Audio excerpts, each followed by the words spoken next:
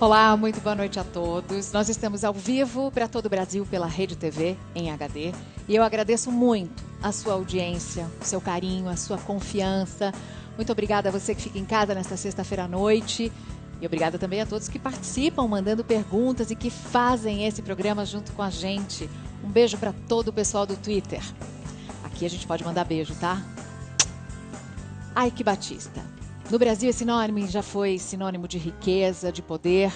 Mas em 2012, o dono do Império X, que chegou a acumular uma fortuna estimada em 30 bilhões de dólares, todo esse dinheiro na época era superior ao PIB de países como Paraguai e Bolívia.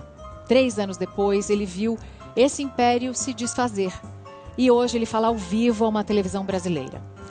Embora redes de TV, jornais e revistas de todo o país tenham solicitado estar presentes aqui nesta noite, por um compromisso com o nosso convidado, essa entrevista será exclusiva da Rede TV.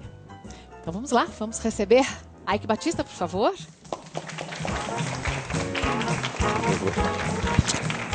Esquerda, né? Por favor.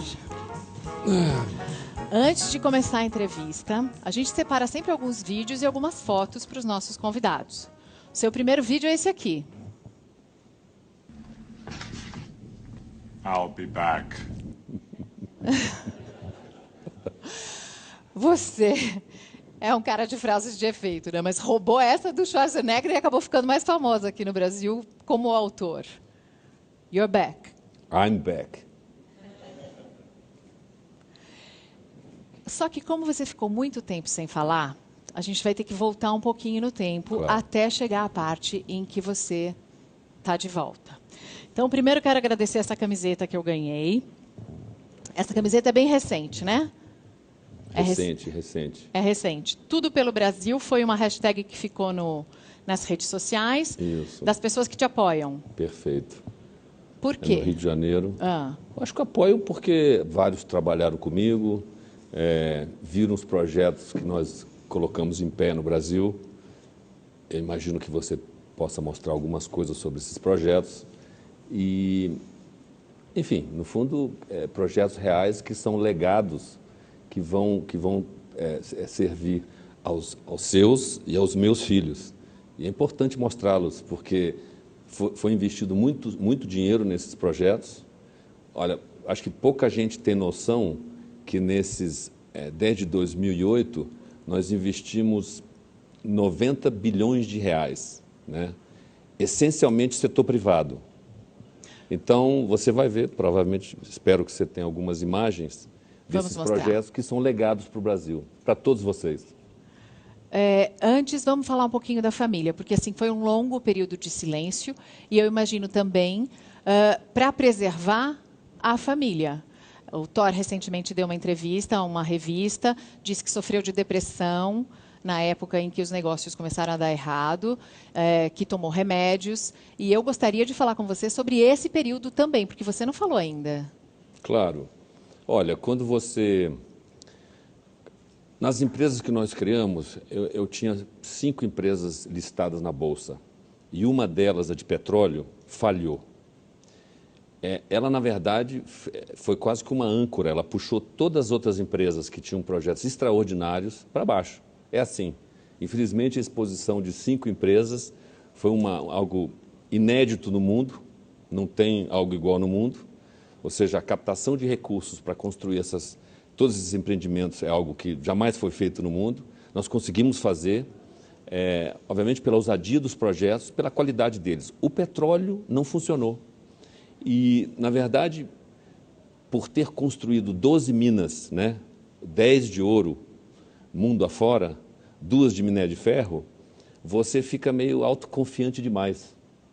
E quando eu fui encarar o petróleo, achando que, como eu tinha ganho áreas na bacia mais rica do Brasil, que é a Bacia de Campos. Bacia de Campos, exatamente, onde a taxa de sucesso da Petrobras chegou a ser 63%, ou seja, de cada 10 furos que você fazia, 6,3 furos você acertava petróleo. E, de fato, nós encontramos petróleo. Só que a produtividade desses campos foi 1/4 do que a gente previa. Mas teve petróleo. Tem petróleo. Só que se ele não sai, se as rochas são complexas, isso é do business, né? É do setor. E aí eu posso até falar que, curiosamente, as perspectivas que se falava do pré-sal da Petrobras, se imaginava que os campos iam produzir X e hoje eles produzem 3X.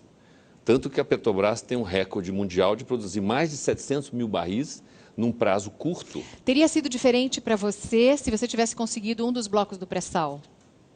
Olha, aquela previsão que eu fiz, que eu não quero repetir de novo, ia se configurar. Porque eu, nesses 5 anos na OGX, nós furamos 110 poços. Se você perguntar a Magda Chambriand, que é presidente da ANP, ela vai dizer que isso é um recorde de performance. Então, o setor privado, quando faz bem. Só que tem que achar petróleo. As nossas áreas, infelizmente, não tinham a produtividade que a gente esperava. E eu apostei demais nessa área. O nosso programa é assim, as pessoas vão mandando as perguntas pelo Twitter e a gente tem o Mauro Taliaferri, que também faz as perguntas que chegam pelas redes sociais e as dele aqui. Boa noite, Mauro. Boa noite, Mariana. Boa noite, Aike. Boa noite para todo mundo. A gente vai resumindo algumas perguntas que o pessoal vai mandando pela hashtag Mariana Godoy Entrevista, pelo Twitter. Também algumas perguntas que foram chegando para a gente durante a semana. O senhor comentou sobre as previsões que fez para os campos de petróleo e a consequência que isso teve na sua empresa e que levou todas as empresas junto com elas. O César Augusto, por exemplo, ele levando isso em consideração, o senhor sabe que muitos investidores perderam dinheiro junto com o senhor.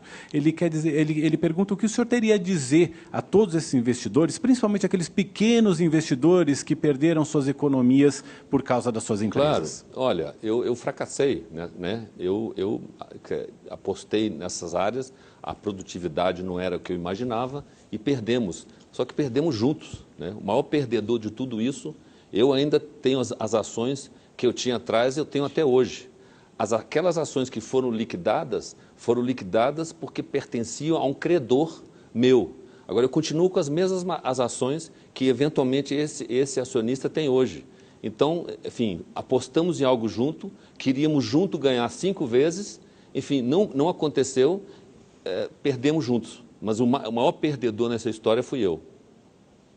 Vamos ver, então, a gente também costuma fazer perguntas para as pessoas na rua. Vamos ver como é que o brasileiro enxerga o Eike Batista. É um empresário aí que foi à falência esses tempos aí. Ele foi à falência? Acredito que sim, deve tá pobrinho, coitado. Eu sei que ele estava envolvido em uns escândalos aí, mas eu não lembro muito bem. O filho dele também é muito rico, né? É um gato. É o rico que ficou pobre. É isso, Eike. As pessoas agora têm essa percepção. É o rico que ficou pobre. É o que elas estão falando. Você ficou pobre? Olha, eu criei uma fortuna assim, excepcional num período curto, porque eu sei criar esses negócios, né? E o que eu decidi fazer 2 anos atrás, quando a crise começou e nós tivemos que informar da improdutividade dos nossos poços? Eu decidi, olha, vou acertar a conta com todo mundo o mais rápido possível. Muito bem, eu estou aqui porque hoje é sexta-feira, né? Teve um feriado. Na segunda-feira, eu paguei a última dívida que eu tinha com o BNDES. Essa era uma pergunta dos nossos telespectadores também, que queriam saber. O Robson Carvalho perguntou como é que ele vai devolver os 10 bilhões ao BNDES. Então, para o Robson, a resposta é que não deve mais nada? Você vê, né? Quer dizer, muita gente mal informada fica repetindo essa notícia que eu devo 10,2 bilhões ao BNDES. Primeiro o seguinte, é importante esclarecer a todos brasileiros, contribuintes que pagam impostos, o seguinte: quem me emprestou dinheiro, o BNDES foi um repassador de dinheiro que foi assegurado por todos os bancos privados que auditaram todos os meus projetos. Então, em primeiro lugar, o BNDES não teve risco zero.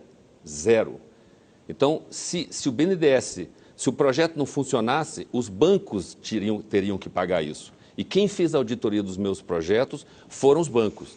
Bancos esses que auditaram os projetos e também só entraram nos negócios porque eu tinha todo o meu patrimônio em garantia desses ativos.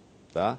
Então, é como qualquer um de nós, qualquer brasileiro que pega empréstimo para comprar uma casa, na hora que você tem uma dívida, você vai, eventualmente, você vai ter que botar todos os avais de todos os seus bens para pagar essas dívidas de volta. Sobre essa informação da dívida com o BNDES, a gente tem até uma manchete, acho que é do mês passado, uma notícia que saiu com a declaração do próprio Luciano Coutinho, que disse que as empresas X não deviam, que não houve perdas para o BNDES das empresas X. É a pessoa mais qualificada para falar isso. Espero que parem com isso. Eu não devo nada ao BNDES. A vocês, contribuintes, I'm sorry, eu não devo nada. A gente daqui a pouco vai... Ponha o que é a pergunta das pessoas na rua e a gente já mostra essas manchetes. Então, Eike, fala aí para a galera poder tirar essa dúvida. Os seus bens foram apreendidos. E hoje, qual que é a sua situação? Se ele acha justo o que ele fez com todas as pessoas que compraram ação e que perderam tudo que tinha, acreditando no sonho mentiroso que ele vendeu. Aí mentiroso é uma palavra mais forte. Não é? Quer dizer, olha, se eu estou até hoje com as mesmas ações que eventualmente ele comprou, né, nós criamos muita riqueza. E vale lembrar que muitos acionistas ganharam muito dinheiro. Não sei se vocês sabem, essas empresas, 70% do capital foi capital de estrangeiros, né? E muita gente vendeu as ações também. Então teve muitos que ganharam muito. É aquele negócio, você está na bolsa porque você quer ganhar sempre muito mais. Essa é a história verdadeira. Mas para alguém ganhar, sempre tem que alguém perder. Não necessariamente, não. Tem empresas que continuamente crescem, né? Se eu citar a Apple para você, é uma empresa que, se você ficou com ela 5, 10, 15, 20 anos, todo mundo ganhou dinheiro constantemente. Foi um crescendo, né, constante. Eu não opero na bolsa, que eu não tenho sobrando assim para tanto. Mas já que as pessoas têm essa... A moça quer saber como é que você está hoje. E eu perguntei se você tinha ficado pobre.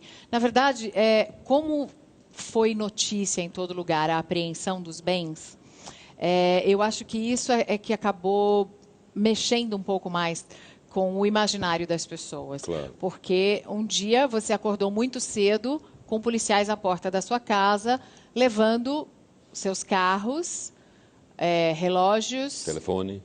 Telefone celular, eu sei. Estávamos trocando mensagens pelo WhatsApp e eu perdi o contato. Sumiu. Então, alô, Polícia Federal, estava atrapalhando aqui a entrevista em andamento. Demorou meses para conseguir seu telefone de novo. É uma invasão à privacidade. Eu quero saber qual foi a sua reação naquela hora. É uma pergunta horrível de fazer, mas como é que você está se sentindo? Não, olha, se você tem a consciência que sempre fez a coisa certa e fala a verdade, sabe, aquilo foi uma surpresa, né? O cara te invade a sua casa de manhã cedo, eu declarei suspensão ao juiz, o juiz ficou furioso, né? E atacou com todas as armas que tinha, enfim, graças a Deus a justiça foi feita logo em seguida. Então, teve, digamos assim, um abuso, mas também, logo, rapidamente, a justiça se corrigiu e entregou os bens de volta. Quando você fala rapidamente, pelo menos um mês se passou, né? Tudo bem, mas um mês não foi muito legal, não. Qual foi a sensação quando você ficou sabendo que o juiz estava usando o seu carro? Olha, eu acho que todos os brasileiros iam se sentir violentados, né? Acho que esse abuso de poder não pode acontecer com nenhum brasileiro. Então, se fizeram comigo, imagina o que fazem com o resto dos brasileiros. Então, eu acho que bom, se eu fiz alguma coisa pedindo a suspeição dessa pessoa, porque ele já foi muito agressivo, ele não aceitava a defesa. Enfim, o importante é que a justiça foi feita e isso, no fundo, no contexto que importa. Então, sofri sim, lógico. E depois disso acabaram surgindo outras suspeitas, até em outros casos, de outros juízes, por exemplo, usando imóveis de herança, de processos que não tinham andamento, mas os imóveis eram usados por juízes. Acaba sendo um bom desenrolar das coisas. Agora, eu acho que a mídia investigativa, da mesma maneira que eles foram agressivos na hora de interpretar que o juiz estava fazendo a coisa certa, a mídia também, na hora que viram que ele estava errado, foi correta em mostrar que o juiz estava errado. Então, graças a Deus, houve os dois lados, né? Sim. Foi agressivo, mas também foi justo na correção. Quando houve a apreensão dos seus bens, você se sentiu mal representado nas notícias que saíram? Com meus bens, olha, o juiz ele já tinha assegurado um volume de quase 200 milhões de reais para garantir os processos que estão correndo, que não cabe a mim a falar sobre isso. Então, aí, de repente, depois da suspensão, ele simplesmente, né, ligou a metralhadora giratória e fez a loucura que fez. Então, aí óbvio que foi. Não, e saíram muitas informações desencontradas também, a de que você tinha um ovo Fabergé de alguns milhões. A gente tem até uma foto, eu acho, do juiz com o ovo Fabergé. Quer dizer, esse tipo de exposição. Olha, eu tenho alguma coisa. Todo mundo quer ficar no meu lugar, né? É um negócio assim, executivos que são meu braço direito. Essa é a foto que o juiz. A gente tem, ó. Ah, perfeito. Então vou mostrar aqui para você, ó. Olha aqui, ó. Esse ovo, 34 milhões de dólares, de acordo com a mídia. Vamos leiloar ele agora? Quer leiloar ele agora, por favor? Quem dá mais? Ele Aí, doa. lances aqui na Tá plateia. doado. Você pode escolher a instituição de caridade, por favor. É? Mas é sério? É, lógico, por gente, favor. Ganhei um ovo Fabergé. Aqui, pode doar. Vamos dar um close nele, então. Tá aqui o close do Fabergé. Deixa eu pôr perto do meu anel. O meu anel vale mais que o ovo, tá, gente? É lindo. Mas Foi isso. Foi comprado no Free Shop de São Petersburgo. Então ele é um ovo mas russo. É muito valioso. Já que a gente vai leiloar, a gente quer captar bastante recurso para doar. Mas olha só que coisa. É sério? Fica pra gente? Todo seu. Então, vou deixar aqui na caixinha. Aposto que quem comprou nem foi você, foi a Flávia. Foi. Foi? Foi mesmo? Foi. A Flávia Sampaio, esposa do Ike, está aqui na plateia. Por favor, focalizem essa moça bonita. A mãe do Balder, que comprou o... Então, vamos fazer o seguinte, vamos mostrar um pouco da família? Vamos. Por favor? Claro. Fotos da família, então, no telão. Já que a gente mostrou a Flávia, vamos mostrar as crianças. Essa é você, criança. Quem sou eu? Acho que você é o que está ao volante. É isso aí. Tá bom. Isso. Já gostava de carros desde criança. Você vê, né? O outro é seu irmão mais velho. Esse é você com o Thor. Sou eu com o Thor e o Thor ali na esquerda, ali, exatamente. Pode encher a tela das pessoas em casa, porque depois fica todo mundo reclamando. Eu não consegui ver a foto, não consegui ver a foto. Aí, os três. Os três. Então é o Balder, que vai fazer quantos anos? 2 anos agora, dia 19. É o Olin, o Thor, ali praticamente, enfim, um com 5, acho que um com 3 anos. E depois os dois já mais crescidinhos. O Olin ainda um pouco gordinho, não vai gostar de você ter trazido essa foto, tá? Não. Você tem uma melhor dele ou não? Não. Só no Instagram dele, mas não peguei, né? Não quis ser invasiva. Ele emagreceu. Que bonitinho, o seu mais novinho, todo sério. Vocês querem mostrar mais fotos? Vamos lá. Tem mais? De onde? Essa é da época que você ia para a Amazônia? Você vê, essa é a minha época de garimpo. Serra Pelada mesmo. Não fui para Serra Pelada. Pelada... estilo Serra Pelada. Isso. Mas Serra Pelada era da Vale do Rio Doce. Eu nunca me meti com nada da Vale do Rio Doce. Então, diga isso. Seu pai, o pai do Ike Batista, gente, aqui comigo, ele é Zé Batista, presidente da Vale do Rio Doce, foi ministro, e a lenda, ele te deu um mapa da mina. É verdade? Mais uma lenda. Tá bom. Olha lá. A primeira mina de ouro que eu coloquei em produção, em 1980, eu tinha 24 anos, foi em Alta Floresta, no norte do Mato Grosso. A Vale não tinha nada naquela região. Segunda mina que eu coloquei em produção no Brasil foi no Amapá, mina de ouro. A Vale não tinha nada na região. Na verdade, quem tinha era aquela empresa KM, do falecido Dr. Antunes. A Vale não tinha os negócios, mas tinha o mapa ali, dizendo aqui tem isso, aqui tem aquilo. Isso não existe. Ou você tem as áreas que lhe pertencem, né? Que você vai negociar, ou ela vai me repassar para eu mexer lá.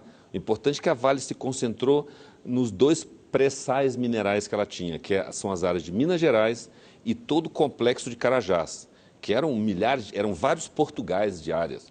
E ali dentro, eu nunca cheguei nem perto daquilo. Meu pai, nós somos 7 filhos, uma menina, minha irmã, e 6 homens. Ele nunca deixou ninguém chegar nem a 10 quilômetros perto, nem da companhia principal, nem das subsidiárias. Então, era show. Então olha, e aí, só para continuar nas minas, a terceira, eu fui convidado pela multinacional inglesa, Rio Tinto, e construímos juntos a maior mina do Brasil de ouro, que está em Paracatu, Minas Gerais, a maior mina de ouro até hoje no Brasil, convidado para uma multinacional. Quer dizer, eles viram, esse Batistinha aí, ele gosta de ouro, vamos chamar ele para ser sócio. A quarta mina foi uma mina no Chile, porque o Brasil não é muito rico em minas de ouro, né? Então você começa, já que eu virei uma mula, só queria procurar minas de ouro, eu fui atrás de minas de ouro mundo afora. Por isso que eu fui para o Chile, construí 2 minas no Canadá, fui para a Grécia, Rússia, enfim, aí dei a volta ao mundo, exatamente fugindo do meu pai, porque nada perto da Vale podia ser feito. Mas você, nessa relação com seu pai, você disse que seu pai te ensinou a pensar grande. Você fazia muitas coisas e um dia, quando você largou a faculdade de engenharia, ele foi contra e te ofendeu. É, bastante. O que ele falou? Ele meio que deu assim, uma bela pancada na mesa. Estava meu irmão e uma outra pessoa que trabalhava comigo e falou, olha, eu vou lhe dar um diploma de idiota. E aí eu acho que você fez de tudo para provar para ele que ele é que estava errado. Eu fiquei assim, quase uns 8 anos sem conversar com ele. Bom, então não podia ter informação privilegiada nesses 8 anos de distanciamento. É difícil, não encaixa, né? Não funciona, isso aí não encaixa. O que é essa foto que a gente está mostrando? Olha, são máquinas que minha primeira mina lá no Amazônia, no Mato Grosso, construindo uma estrada para acessar a mina. Temos outras? Quer dizer, você já disse isso, que gosta de construir do zero, pegar do zero e não comprar uma coisa que já existia. Não. Eu sempre Você continua pensando assim? Olha, eu não gosto de fazer puxadinho. Puxadinho me irrita profundamente, porque acho que o Brasil tem muito isso, né? Tudo que se constrói dura um ano, né? O cara asfalta uma estrada e um ano está... O Brasil tem que se redesenhar nisso. A gente tem que fazer... Os empreiteiros que constroem, eles têm que ser responsáveis por 10 anos pelaquela estrada. Entendeu? Então, esse conceito de fazer do zero, fazer certo, para durar 200 anos ou mais, são os projetos que eu faço, que não são PowerPoints. Ah, que não são PowerPoints. Então a gente vai mostrar. Mauro, você foi visitar um PowerPoint do Ike, não foi? Visitei um suposto PowerPoint que saiu do papel. Eu fui visitar o Porto do Açu, que fica em São João da Barra, no litoral fluminense, no litoral do Rio de Janeiro. É um projeto imenso que está lá, está funcionando, está operando. Inclusive, ele é considerado até pelos críticos do Ike Batista como um legado das empresas do Ike Batista. Então, a gente foi visitar para ver como é que é o Porto do Açu, lá no Rio de Janeiro. Eu não morri ainda não, hein? Legado? Né? Legado. Mas já tem seu legado. Vamos lá, roda o VT do Mauro. O Porto do Açu foi pensado para atender setores da economia que movimentam grandes volumes e, por isso, precisam de navios e estruturas gigantes. São 90 quilômetros quadrados, com capacidade prevista para receber 47 cargueiros simultaneamente.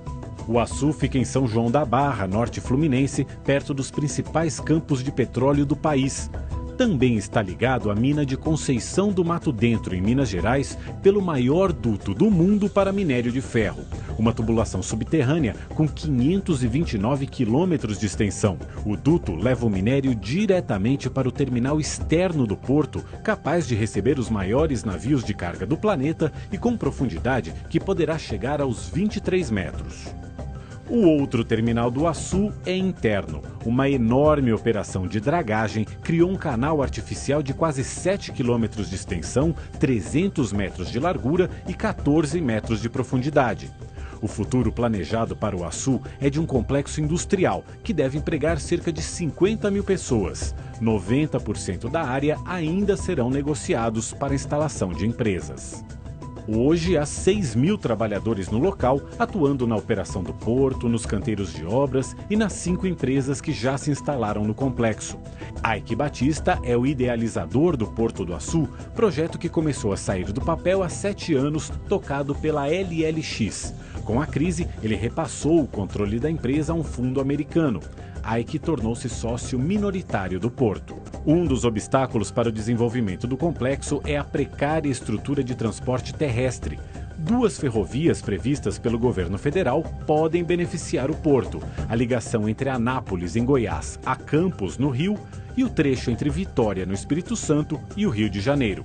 Essas ferrovias permitiriam ao porto investir no transporte de grãos, bauxita, veículos e contêineres. Atualmente, o que está a pleno vapor é o carregamento de minério de ferro. O metal que chega pelo mineroduto fica estocado em grandes pátios à espera de ser embarcado. O minério de ferro sai do pátio de estocagem, que fica lá na outra margem, a perder de vista, e segue por essa esteira, que tem aproximadamente 7 quilômetros de extensão. Ela segue por aqui até chegar naquela ponte ali, de onde o minério de ferro é despejado no navio. Desde outubro do ano passado, quando esse terminal entrou em operação, cerca de 2.500.000 toneladas de minério de ferro já foram carregadas em navios. Esse aqui é o 21º navio que vai sair carregado aqui do Porto do Açu. No mesmo terminal, acontecem as obras do cais para transbordo de petróleo. As primeiras operações devem ocorrer no ano que vem. Propulsor do desenvolvimento ou apenas mais uma ideia ambiciosa, o Açu é dependente, sobretudo, de tempo. Mas num projeto assim gigante, até as discussões sobre ele assumem grandes proporções. Até as discussões sobre o Açu. PowerPoint. Parabéns. Essa história de PowerPoint magoou você? Pode falar. Mas, PowerPoint? Tem que achar graça. Engraçado, parece que tem um vácuo. Eu não sei se é um jornalismo, os jornalistas que não conhecem esse tipo de estrutura, o que é o resultado disso, ou mesmo a academia, né? Porque talvez foi falha nossa de não chamar professores de faculdade para entenderem que o porto do futuro do Brasil é esse aí. Então, se chinês quer vir para o Brasil construir uma estrada de ferro, ele quer construir uma estrada de ferro que vai parar num porto que funcione. E não um que tem atrasos de 30 dias para você desembarcar o navio, né? Carregar ou descarregar. E isso aqui... Esse porto é o mais moderno do Brasil? Olha, esse porto é o maior porto indústria do mundo. Qual é a diferença dele em relação aos outros? Por que ele é tão melhor? Porque, primeiro, pelo calado, né? Você consegue operar com navios... Calado é a profundidade. É o tamanho do navio que consegue entrar por causa da profundidade do mar ali perto. Quer dizer, não adianta você querer aterrissar com um jumbo no Santos Dumont, né? Imagina um jumbo aterrissando no Santos Dumont, ele vai parar dentro d'água. Não dá. Então, calado, todo o tamanho de navio, o avião, precisa de algo adequado para você parar. O Açu consegue receber os maiores. Os maiores navios do mundo. Então, se você quiser ver um... Recentemente, na Folha, eu acho, foi feita uma comparação. A gente vai voltar a falar do BNDES, do empréstimo do BNDES para você ir para a construção do Porto de Açu, comparando com o empréstimo do BNDES para fazer o Porto de Mariel, em Cuba. Eu não consigo comparar, eu não sei qual é a comparação técnica entre esses 2 portos. Você pode me ajudar? Posso te ajudar. Primeiro o seguinte, acho que o Brasil foi feliz em financiar um porto antes que os americanos entrassem, porque agora que os americanos tiraram o embargo de Cuba, a Cuba vai bombar, né? Então, mas a comparação... O que eles conseguiram? Cuba conseguiu dinheiro do BNDES, quase 800 milhões, numa taxa que varia de 4,5% até quase 7% ao ano, e um prazo de 25 anos para pagar. E você conseguiu 1,7 bi para o Açu, num prazo muito menor, 13, 14 anos, com juros de 8% a 9% ao ano. Talvez seja melhor conseguir um passaporte cubano, né? Porque aí você consegue condições melhores. Mas foi o que aconteceu aqui. Só que em termos de proporção, quer dizer, o Porto de Mariel é do tamanho de Cuba, o Açu é do tamanho do Brasil. Então, comparando, sem ofender ninguém, Mariel é um puxadinho em relação ao Açu. Um puxadinho, acho que está de bom tamanho para a gente, hein? Mauro, mais perguntas? Quanto você investiu no Porto do Açu? Olha, o grupo, nós investimos lá 6 bilhões de reais, né? Você vê que o BNDES é uma parte disso.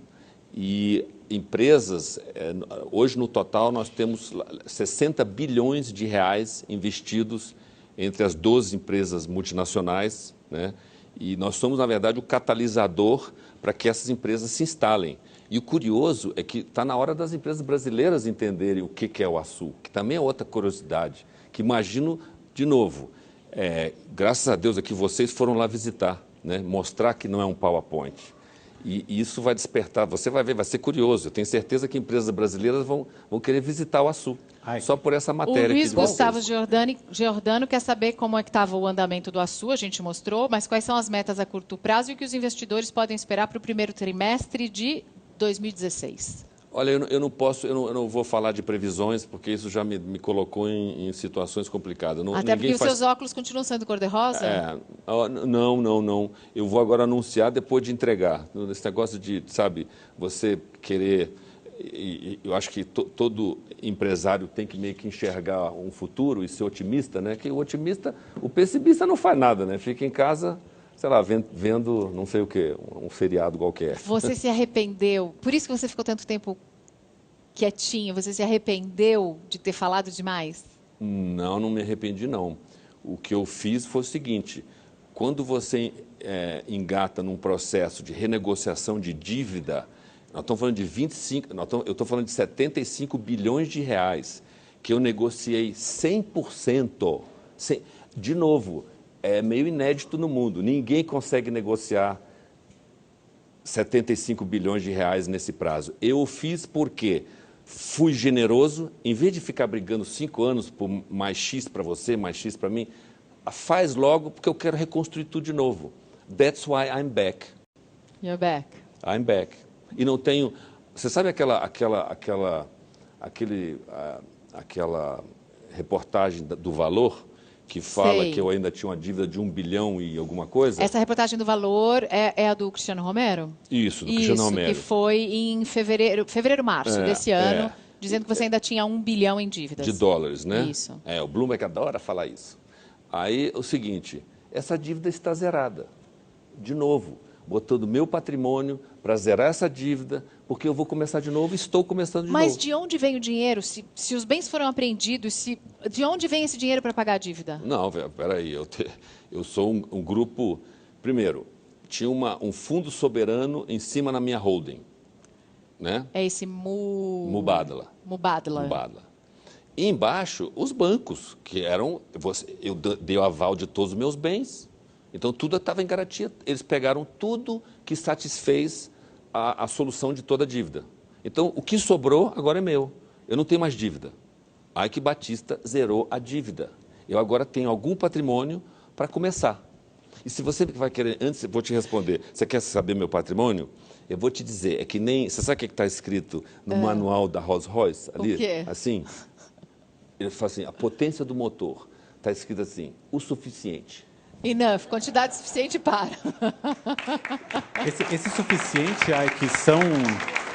Esses suficientes são 5 milhões que o... você mudou de vírgula, tinha 3 vírgulas, você tem só 2 vírgulas agora? Vírgula é como os americanos mostram os números. É o suficiente. É o suficiente. Esses suficientes são os 5 milhões de dólares anuais que o fundo... Mubadala.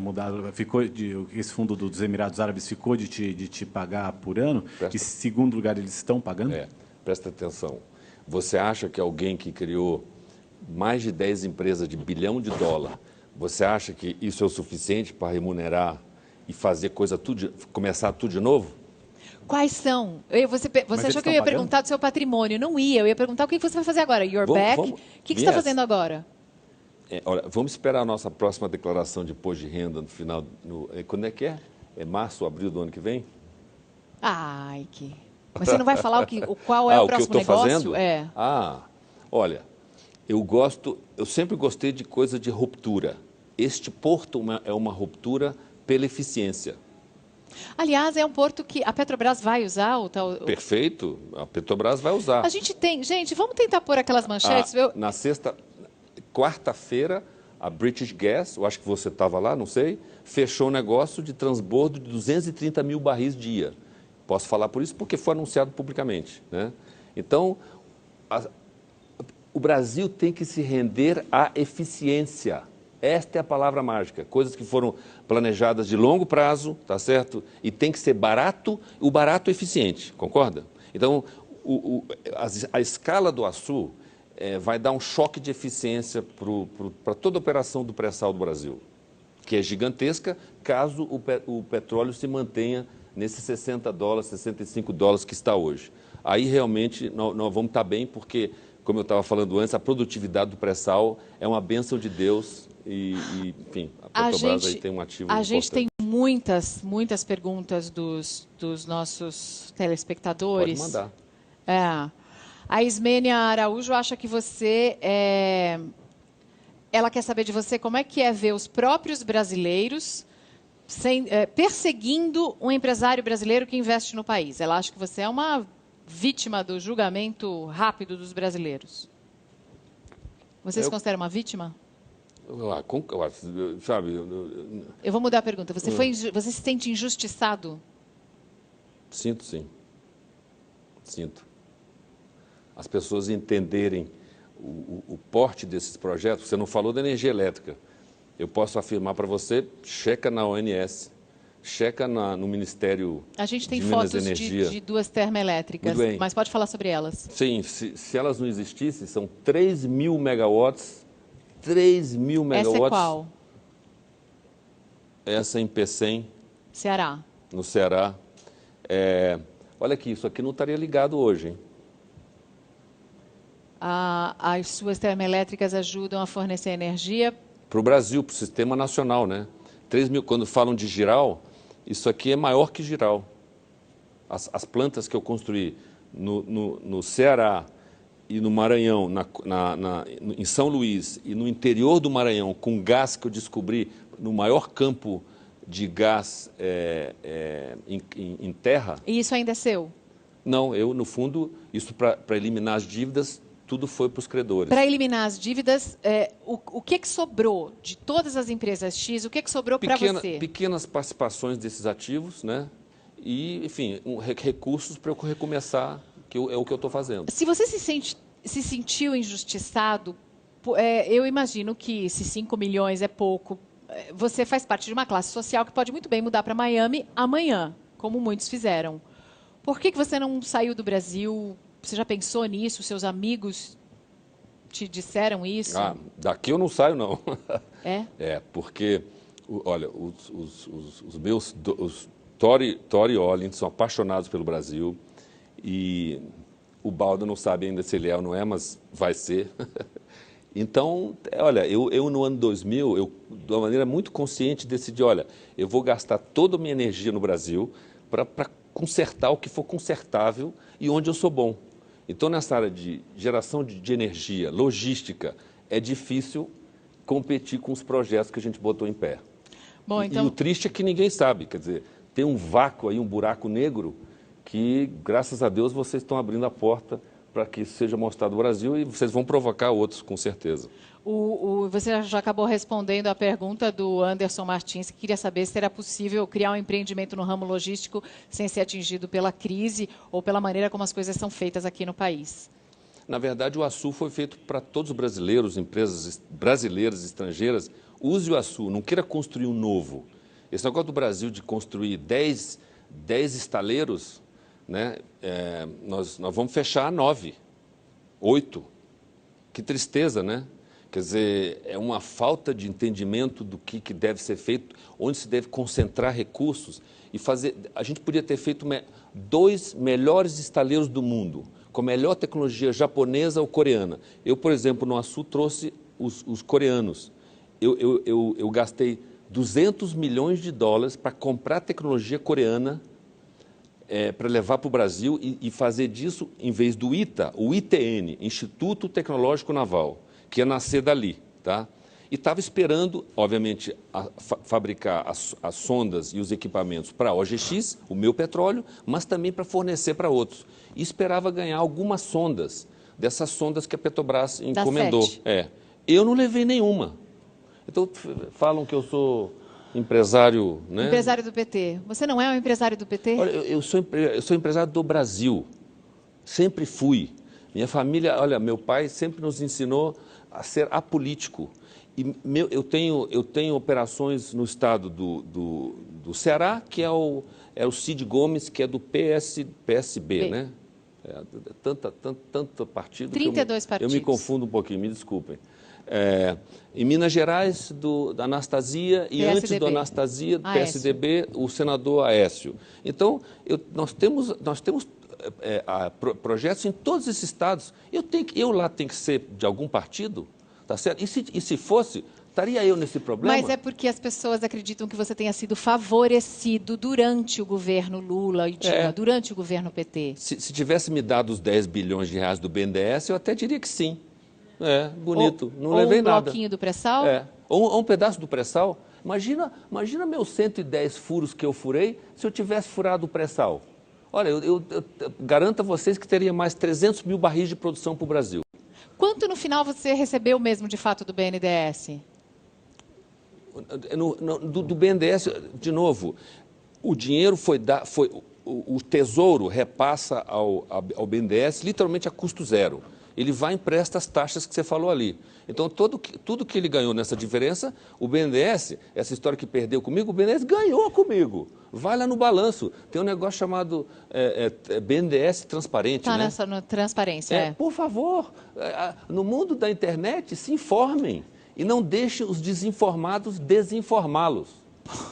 A gente tinha essa manchete aqui, eu não sei, eu pedi, quando estiver pronta, Mauro.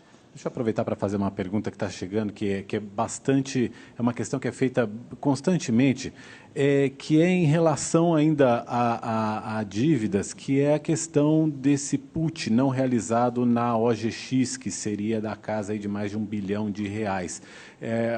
Por exemplo, o Ismael Carvalho, ele pede para que você esclareça essa questão, por favor. Claro.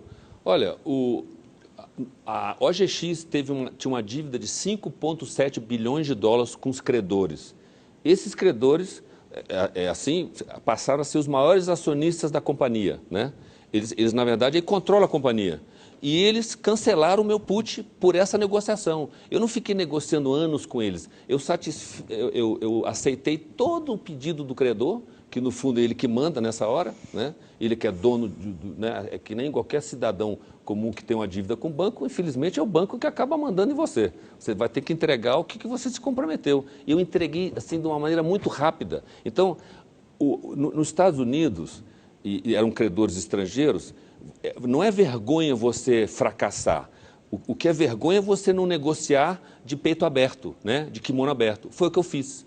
Isso foi compreendido. E, nesse contexto, a put foi cancelada. Tão simples quanto isso. Você disse que não deve para ninguém. Alguém deve para você? Se alguém me deve? Deixa eu ver. Não pensei nisso. Você sabe que quando olha, talvez, vou te dizer, talvez os mais de 100 executivos que trabalharam comigo, que estejam felizes onde estão, mas eu acho que aquela crítica que vem deles é uma coisa assim que eu não acho saudável, sabe? Devia ter um santinho meu na casa deles assim, né? E toda manhã cedo dá um beijinho nesse santinho que deixou tanta riqueza para eles, tá certo? Que toquem as suas vidas, mas aí dívida... Esses executivos ficaram ricos com você? Levanta você, acho que sim. Eu sei que alguns ficaram milionários, que viram bastante dinheiro aproveitando a subida. Claro. Mas é que as pessoas... Você é um bom vendedor, tem uma boa oratória, tem um jeito de se apresentar que convence. Então, isso acabou fazendo diferença. E até por causa disso, agora vem as críticas. Claro. Mas, ó, se você vê o que é o Brasil hoje, quando você empreende projeto desse tamanho, que é um pouco difícil para as pessoas, enfim, entenderem a magnitude dessas coisas, o Brasil, na execução desses projetos, quando você é muito bom, você atrasa 2 anos. Virou meio que uma realidade do Brasil, né? Porque você, olha, as pessoas que estão lá construindo têm o direito de fazer greve. Então, você para mesmo, para 1 mês, 2 meses. É meio que o resultado da nossa democracia. Tá ótimo, é assim, mas você tem que botar lá. O meio ambiente, ele no Brasil, eu acho que é importantíssimo a gente tomar conta do meio ambiente, não tem dúvida, e que as leis sejam super rígidas. Porém, no Brasil, o coitado do cara lá que assina, o diretor da agência, né, ele vai para a cadeia, né, se acontecer um vazamento num projeto que ele aprovou, né? Então, deve ter um sistema de seguro e não bloquear um projeto que faz bem ao Brasil. Então, sabe, a sociedade Você é muito patriota, está aparecendo. É? Eu muito. acho que sim, sou. O Luiz Pedro quer saber se você pensa em ser candidato. Já pensou em ser candidato a algum cargo político? Quem sabe? I don't know. Pode ser. Quem sabe? Olha, até hoje, eu sempre servi melhor ao Brasil construindo projetos. E eu tenho uma leva de novos projetos aí, na área de biotecnologia, que eu acredito muito, coisas do futuro. Eu te liguei, você estava na Rússia. Liguei de novo, você estava indo para a China. Que negócios são esses? Não vai falar que viajou a lazer, que eu não acredito. Tem muita coisa que se origina no Brasil na área de biotecnologia, enfim, que tem a ciência está chegando em tecnologia de ruptura. Quando eu falo tecnologia de ruptura, é onde você vai fazer algo que é 10 vezes melhor do que existe aí, né? Coisa que aconteceu na internet, onde as coisas simplesmente são 10 vezes mais baratas, 10 vezes mais rápidas, né? Então, existe isso ainda nesse campo e o Brasil é muito próspero para isso. Então, aí existe um interesse nesses países para esse tipo de Você está me dando só a dica, mas não está falando, Não, né? não vou falar também. Não vai falar. Não, Faz não vou, muito não. bem. Agora, pelo menos, uma mudança de Ike Batista. Não vai mais falar. Mauro, por favor. Houve um tempo, porém, você até já se penitenciou, e que você falava e que você divulgava muito as expectativas que tinha para suas empresas. E isso acabou gerando processos até para você. Você é acusado de manipulação de mercado, de uso de informação privilegiada, principalmente nas previsões que foram feitas para a exploração dos campos petrolíferos da OGX. Existe, inclusive, uma carta da empresa americana, que era a empresa que auditava as descobertas de petróleo da OGX. Essa carta foi assinada por um dos principais executivos, ele se chama John Wallace, e ele questiona as estimativas otimistas da OGX naquela época. Isso foi em 2011. Ike, você sabia que aqueles poços de petróleo não tinham tanto petróleo quanto estavam sendo anunciados pela sua empresa? Como é que isso confere se eu não vendi nenhuma ação que me pertencia e tenho elas até hoje? Não entendi a sua pergunta. Mas houve pessoas que compraram ações da empresa esperando um retorno em cima das previsões, das expectativas que eram criadas. Eu também. Eu também achava que nós íamos produzir. Até a conclusão final dos técnicos que fizeram o estudo final, quando o estudo final foi feito, conclusivo, tá certo? Aí a gente anunciou que foi em junho, julho de 2013. Foi essa data precisa. Só aí podia se falar que era conclusivo. Antes disso, ia ser uma especulação dos dois lados. Não podia se falar nada. Você optou, desculpa, Mariana, você optou por ouvir os mais otimistas? Não optei. Eu optei. O corpo técnico da companhia nós chamamos os melhores especialistas do mundo para fazer esse estudo esse que foi divulgado naquela data. Dizem que alguns executivos eram mais otimistas porque os bônus da sua companhia eram muito agressivos também. Mas isso sempre é assim, você sabe que empresa, por exemplo, o geólogo numa empresa é sempre mais otimista, o engenheiro de reservatório é mais pessimista, entendeu? Então você fica entre os dois. No fundo você acaba tendo que contratar uma empresa externa para te fazer essa auditoria geral e dar para você e para o conselho, para todo mundo, a opinião final. Então o que foi, por exemplo, para mim, que criou tantas empresas de sucesso na área de ouro, eu não falhei construindo uma mina de ouro ou uma mina de minério de ferro. No petróleo, eu infelizmente investi muito, a maior parte do meu patrimônio, e a produtividade não veio. Nós achamos petróleo, né? Aí inclusive, só para te dar uma ideia, vieram na época ideias assim, possibilidades de você, da mesma maneira que fazem o craqueamento do gás de xisto nos Estados Unidos, você explode a rocha, você eventualmente craquear a rocha para liberar o petróleo. Só que você, a 400 metros abaixo d'água, você não faz isso, porque imagina começa a vazar petróleo. O problema que aconteceu com a Chevron. Então, existia inclusive várias possibilidades técnicas que foram sugeridas, só que ninguém queria correr esse risco. Que aí é um risco ambiental que ninguém ia, né? Aí era um desastre, aí, né? Era insuportável.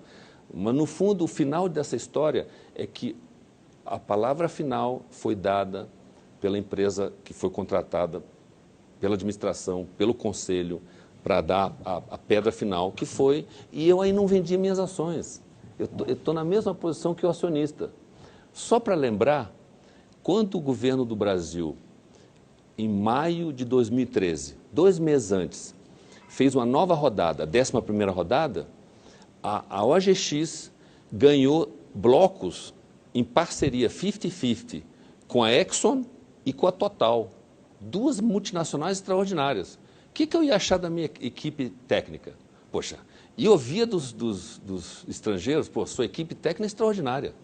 Você trouxe muita gente da Petrobras. E ganhamos. Ganhamos blocos na 11ª rodada, isso 2 meses antes desse relatório. Aí se você tivesse sentado lá comigo, pô, eu sou sócio agora em blocos junto com a Exxon, maior petrolífera do mundo, e a Total, a maior petrolífera francesa. O que você ia dizer? Você ia desconfiar do seu pessoal? Não, desculpa. Agora o relatório veio, foi anunciado. E eu estou na mesma posição que infelizmente, que esse acionista que junto comigo apostou, ele apostou comigo que a gente podia ganhar talvez 5 vezes, 10 vezes o dinheiro que a gente investiu. Senão eu não ficaria, eu teria vendido minhas ações. Então, eu, sinceramente... Você é um capitão que ficou dentro do navio e o navio afundando, perfeito, e você ficou no navio. Perfeito, perfeito. Fiquei lá até o final. Estou lá até hoje. Estou lá até hoje. Curioso? Então, é muito fácil, né? No Brasil, sabe, eu sou notícia para qualquer tipo de coisa, né? O Fabergé, que vale 34 milhões de dólares, quer pagar 34 milhões de dólares nesse ovo? Não. Dou 10 agora. De dólar? 10 real. É um negócio assim, comigo tudo vira gigante, né? Tudo extrapolado de uma maneira, enfim, superlativa. Então é assim, eu sou um animal meio, né, um panda tropical, sei lá. Você chegou a ter um patrimônio de 30 bi. E quanto faturava? É que era muito desproporcional a isso. Esse foi o problema? Não, não é assim. Você quando investe em projeto de longo prazo, você fica investindo 5, 6, 7 anos. Essa cultura também não se tem no Brasil, né? E depois, de repente, você faz assim. A cultura no Brasil é o quê? Mais imediatista? É lógico. Você bota um gado no pasto e em um ano tem um bezerro. Aí você já ganhou dinheiro com bezerro. Você vai plantar cana, você colhe em um ano. Você precisava de mais tempo? Ah, 100%. Se você me perguntar, um dos meus erros foram ter criado um fundo nessa época para meio que comprar as ações, né, para elas não derreterem, porque o mercado de capitais ele cobra o resultado trimestral. Aí você tem um atraso de 1, 2 anos no seu projeto, afunda tudo. Você pode ter o melhor projeto do mundo. O mercado de capitais é esquizofrênico, ele te pune na hora. E ele é bastante emotivo, né? Saiu uma coisinha ruim, afeta todo o resto. É lógico, enquanto você está investindo. Eu brincava, né? Essas termoelétricas que você viu ali, custaram, a do Ceará, nós investimos 6 bilhões de reais. Ela só começa a gerar 1 watt de energia na hora que está tudo pronto. Aí você fica lá 6 anos investindo. Enquanto você não liga aquilo tudo, tem 6 bilhões investindo. Enquanto não liga, você não leva choque em lugar nenhum. E no balanço lá do trimestre, na Bolsa, prejuízo. Espera aí, prejuízo? Olha o curioso, no caso específico da energia, essas plantas tinham 20 anos de energia vendida na frente. Tinha recebíveis de 20 bilhões de reais. E ninguém aguentava, não aguentou o atraso desse período. Que cultura é essa? Estamos fritos, né? Quando você faz a coisa certa. Olha, o certo não dura um ano só, não. O grande, vocês me desculpem, não é assim que funciona o mundo real. Então, essa cultura de não entender o atraso, né? E aí, se eu tivesse dinheiro de private equity, né? Tanto que tudo que eu fizer agora, eu não vou buscar dinheiro em bolsa. Não, de fundos privados de investimento. Fundos soberanos, fundos privados. Esses fundos ficam com você 10 anos. Você não vai mais abrir nenhum capital? Você não vai mais abrir a capital das suas empresas na bolsa? Olha, só se a gente criar algo assim excepcional e me insistirem muito, who knows? Ike, você acredita, é uma das perguntas que veio pelo Twitter, eu queria até achar de quem veio, mas assim, o Denis Mori quer saber o que foi que deu certo no meio de tanta coisa errada, mas tem outra, que eu não vou achar de quem foi, deve estar no telefone, já está sem bateria, que ele pergunta, você acha que a corrupção que havia na Petrobras prejudicou o seu negócio? Olha, eu não ganhei sondas para botar no meu estaleiro. Eu não usei as grandes empreiteiras que estão aí para construir meu estaleiro, meu porto, né? O Açu, que o Mauro foi visitar, foi construído por empresas espanholas, que até trouxeram tecnologia nova, né? Aqueles blocos gigantes, né? Não sei se você viu. Eu diria que sim. Mas você se associou com a Odebrecht no consórcio do Maracanã? Ah, sim. E depois saiu? Mas eu trazia o conteúdo. Eu tinha uma empresa chamada IMX, que tinha aquela empresa IMG, que é americana, que patrocinava Deixa eu esclarecer um negócio. Eu vou te interromper. É horrível fazer isso, claro. Mas você disse uma coisa. Você trouxe empresas espanholas para fazer o seu porto, para fazer os seus negócios. Você não faz negócio, você não trabalha com essas grandes empreiteiras aqui do Brasil? Não trabalhei. As empresas brasileiras que trabalharam no Porto do Açu foram empresas menores de Minas Gerais, do sul do Brasil. Por quê? Porque a gente preferiu trabalhar com eles. Sabe? Engraçado. Não chamamos E os espanhóis interessados no Brasil, até porque a Espanha estava muito mal, veio a Acciona, que vocês conhecem, veio uma outra chamada FCC, e obviamente eles tinham um know-how de construção que não tinha no Brasil, que é fazer blocos gigantes para construir o nosso quebra-mar do Açu. Foi construído com esse método diferenciado que fez a diferença. Em vez de você colocar pedra, que nem o Obelix lá, né? Ficar jogando pedra lá, você bota aqueles blocos gigantes de concreto. Então, era a tecnologia que eu precisava deles, então tinha que ser eles. Você se disse patriota e tem muito amor pelo Rio de Janeiro, pela cidade, pelo estado do Rio. Como é que está hoje o Hotel Glória, por exemplo? Olha, a dívida que eu paguei na semana passada, segunda-feira, eu acho, foi para a última dívida com o BNDES em relação ao Glória. Então, nós estamos engenheirando para que o Glória fique em pé e vire a Glória, uma Glória para o Rio de Janeiro. Então, vai ser, se Deus quiser, um hotel de 5 estrelas especial. Até porque a localização é especial, né? Não, e vai ficar pronto para a Olimpíada. Vai? Não, não vai. Não vai. 2016? Não vai. Não dá mais. Essa minha negociação da minha dívida, houve muitos atrasos. Não vou prometer que vai ficar pronto para a Olimpíada, não. Só vou entregar quando estiver pronto. O Glória acabou sendo um bom negócio, pelo menos? Comprar por 80, vender por 200? É bom, né? Bom, né? Mas eu não entendi, eu não vendi, eu comprei de volta. Não entendi. Você comprou de volta? Explica o que aconteceu com Glória. Você comprou Glória por 80 milhões. E? Conta, Ike. Ué, se eu acertei toda a minha dívida... Akron? Se eu acertei toda a minha dívida, né? Acertei tudo. Alguma coisa sobrou. Sobrou Glória? Deixa eu ver se sobrou Glória. Sobrou Glória. Eu vou te comparar com o Donald Trump, que é dono do Plaza. Pronto. Eu vou te comparar com o Donald Trump, que é dono do Plaza. Não me compara com ele, não, por favor. Não. Por quê? Não escolhe outro. Por quê? Por causa da franja? Não, sei lá. Sei lá. Tem outro? Ajuda aí, gente. Com quem vocês querem comparar o Ike? Com quem que você gostaria de se comparar, então? Ele só faz prédio, pô. Tá bom, com quem? Com o Lee Iacocca ou com o Henry Ford? Porque eu gosto muito do Iacocca, mas o Ford é que era o dono. Assim como, olha, eu tenho uma profunda admiração pelo Elon Musk. Esse americano do carro elétrico, do SpaceX. Esse é uma pessoa que... Carro elétrico, hein? O futuro pode estar aí, viu? As pessoas que investiram em petróleo... Depende.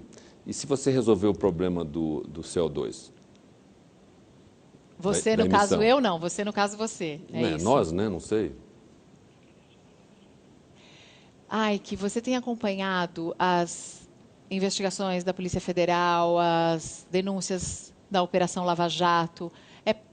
Tem alguma coisa a ver com o fato de você não ter escolhido esses parceiros para os seus negócios? Não sabia, né? Eu vou saber o que eles estão fazendo? Não entendi. Mas não dá para conhecer? Não conhece antes? Por que eles estão sendo investigados? O que eles estavam fazendo? O que eu quero saber é se você se sentiu prejudicado pela corrupção que havia dentro da Petrobras, e você já disse que sim, porque não houve favorecimento. Vamos lá. No Brasil, ficou assim... Eu desenhei o Açu para que quem quisesse eficiência se rendesse a ele. Uma coisa... Sabe aquela pessoa que desenvolve um shopping center e todo mundo quer ir para lá? Sei. Quer ir para lá porque você vende mais a loja lá de 10 metros quadrados. Tem um restaurante que tem a melhor comida. Não é? O metro quadrado vende 3 vezes mais que o shopping center do lado. Eu desenhei o Açu assim. Então, eu vou desenhar isso aqui e todo mundo vai vir por causa da eficiência. Não. O Brasil que a gente tinha ia por... Não, vamos fazer outro porto. Gasta mais bilhão para o lado de cá, bilhão para o lado de cá. Existe uma cultura de construir coisas que vão de algum lugar para lugar nenhum. A gente tem isso no Brasil, realmente. Assim, pontes que não levam de nada para lugar nenhum. A gente já viu isso em várias reportagens.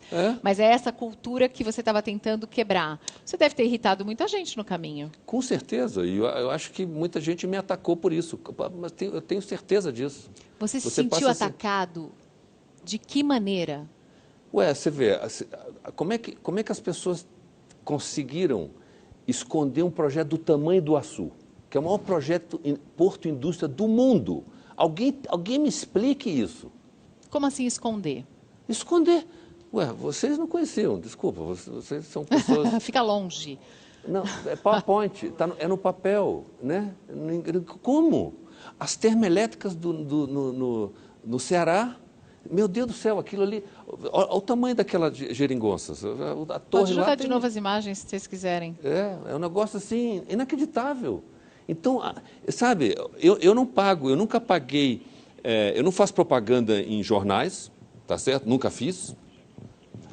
Bom, a propaganda é a alma do negócio, né? Tudo bem, mas se você está construindo a coisa certa, você tem que apostar... Que nem o cara que faz o shopping center, cara. O cliente vai vir pela eficiência.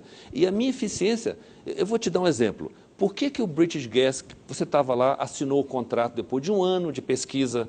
Porque se rendeu à eficiência do porto. Vai ser mais barato e seguro operar ali.